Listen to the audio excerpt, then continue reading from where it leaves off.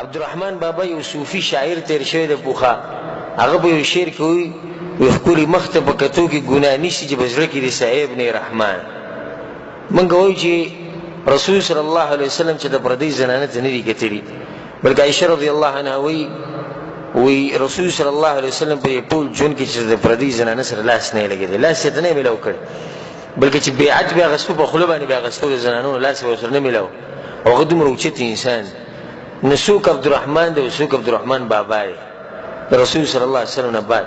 نه دا خبره څه دلیل نه د پالتو خبر ده د صوفیانو خبرې، او صوفیان همیشه په دې غلط کارونو کې واقع کیږي چې هغوی ځان د ښځو نه لرې ساتي. او په دې باندې ما په تفسیر په دوره کې بحث کړم چې صوفیان ځان د ښځو نه لرې ساتي، په ګوټونو کې ناستي ذکر او اذکار کې، او غالبا دا خلک په غلط کار کې واقع کیږي ځکه چې هلته هغه شهوت په زنانه نه پوره کیږي.